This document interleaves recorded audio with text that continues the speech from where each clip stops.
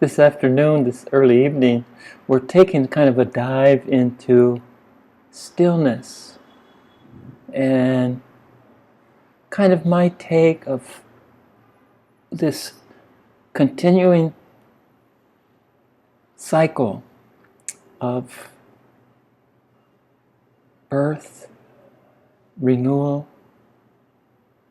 remembrance, and death, beginning and an end. All things must have a beginning and an end. So here we were, Garden of Eden, fifth dimension, where it was almost sterile in its perfection. There was no sentient life. There was no one to continue the process of birth and death, beginning and endings, renewal of the spirit, renewal of the journey of discovery. And I'm using the Garden of Eden as kind of a blueprint of creation. And I am really been pondering, what was it that we had perfection? Absolute stillness, complete stillness. And if there was ever a mastery of stillness, a complete understanding of stillness, it was in this metaphor of the Garden of Eden, the fifth dimension, where... So what do you think? What do I think? I'm going to share with you this evening what I think is a useful proposal, useful to examine this whole paradigm of creation. So if water becomes completely still, it becomes a perfect mirror. But what happens to water if it sits too long? If there's no motion, if there's no life within, just as the sterile image of this perfected environment of beauty, but who could appreciate it?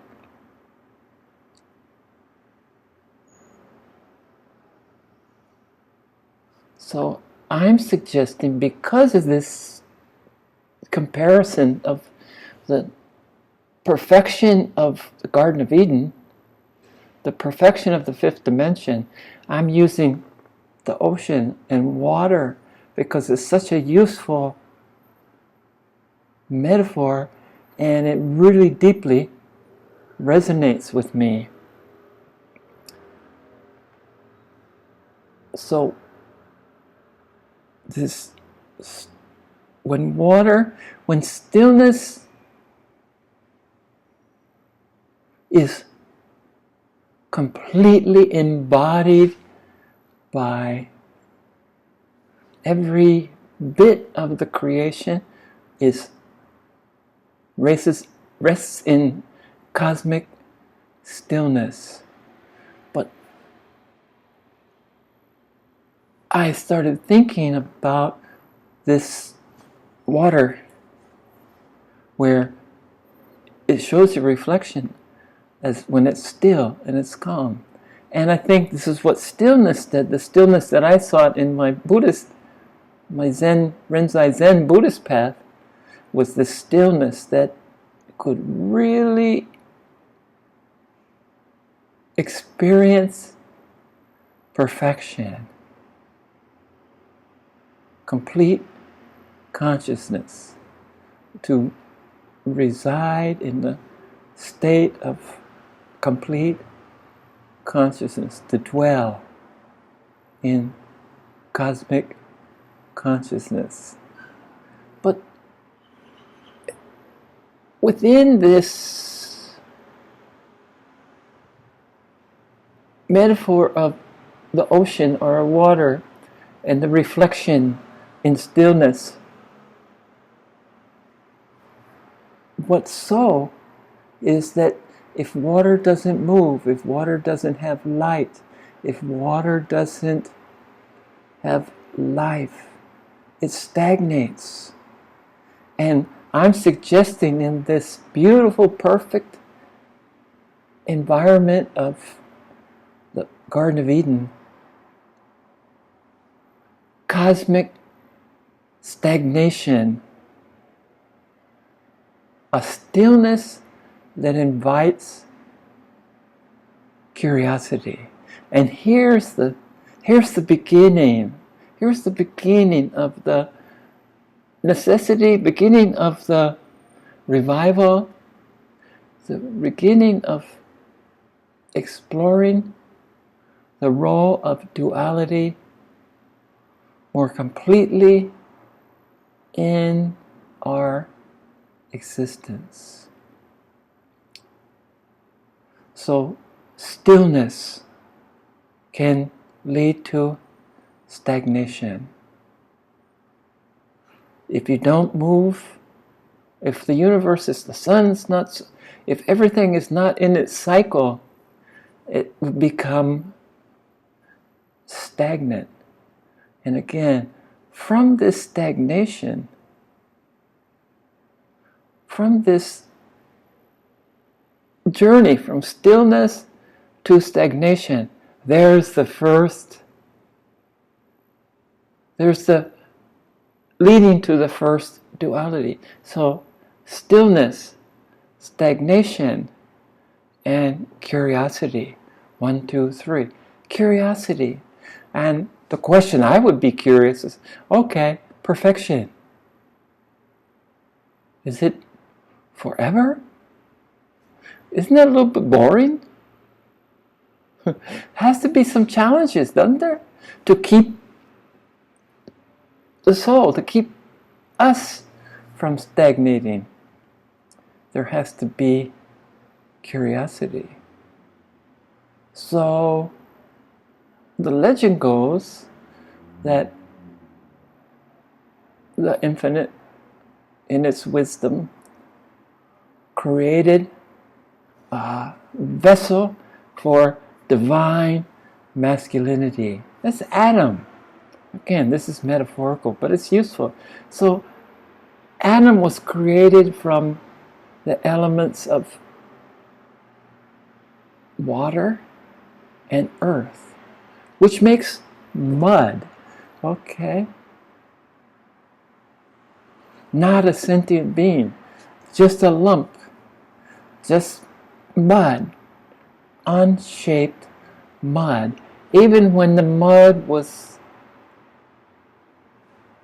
shaped into the form of humanity, third-dimensional form, human third-dimensional form, it was not moving. It was not alive. And what I'm suggesting tonight is that what takes this lump of clay and gives it sentience, gives it its humanity, gives it its being, it takes the breath of wisdom. And Sophia is the Greek goddess that I'm using to encapsulate this understanding of ultimate wisdom, complete and whole wisdom. Everything that can be known, will be known, and has been known. And I'm suggesting that our experience here on our beautiful blue marble is just a continuation of life's constant beginnings and endings. The cycle of life. It's basically a song of the universe. the resonance of the universe is this consciousness. And so curiosity led to the creation of Adam. And Sophia, the being of pure light and pure wisdom, and the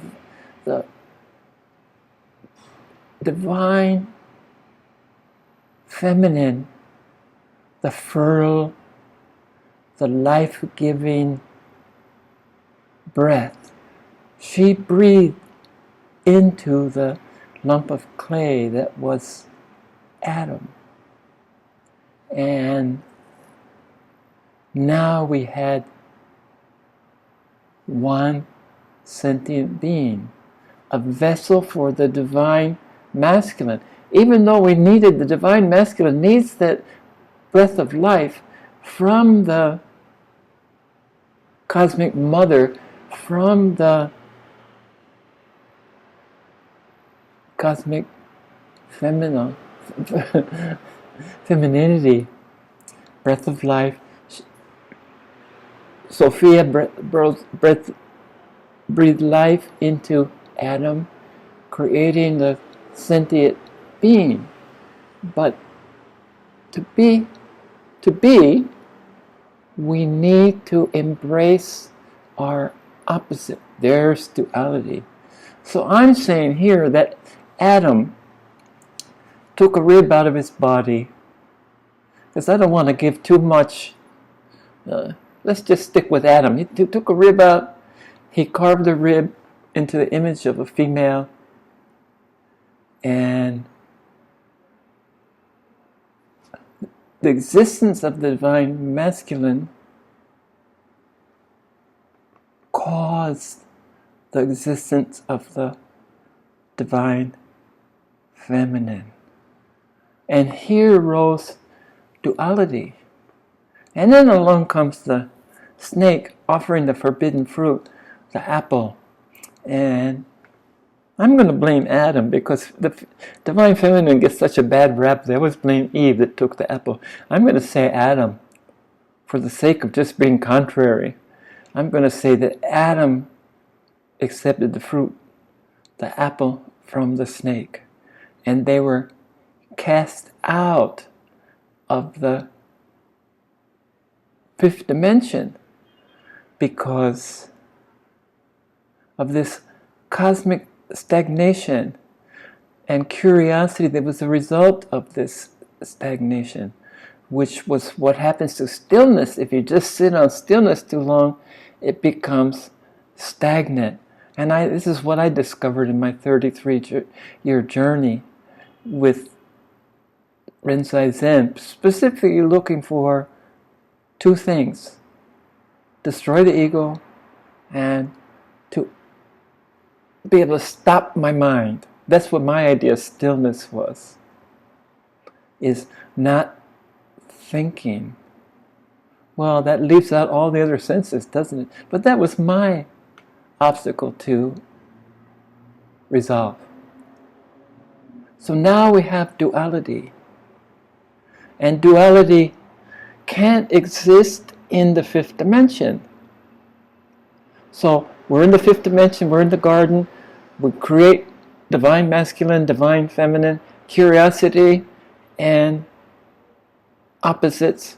That divine masculine can't exist without divine feminine. It has to balance. The universe balance is one of the universal laws of the universe. So now we have duality. Drop down to the third dimension, assume the gross physical body, and they start picking up all the dualities. And guess what? Their journey is all about looking within to find, identify the missing, the forgotten.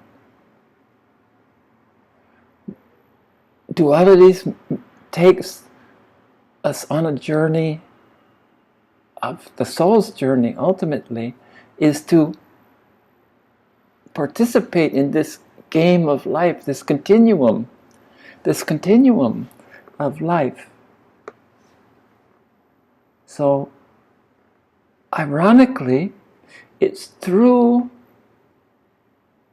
resolving dualities, understanding the true nature of dualities. Again, they're complementary, not opposites. They're complementary. One can't exist without the other.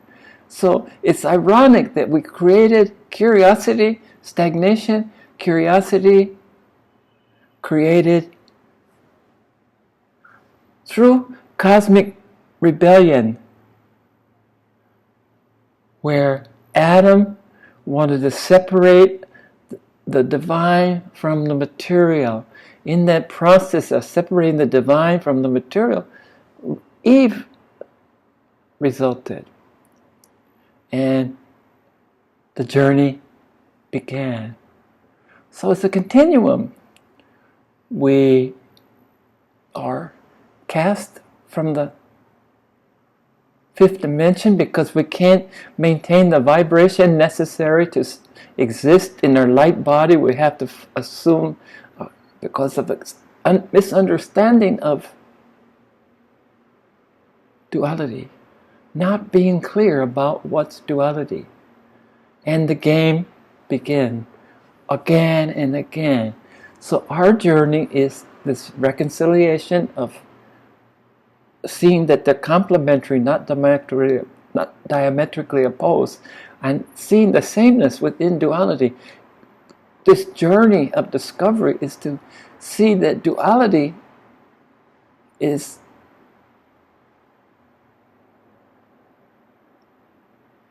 a misunderstanding, a misinterpretation.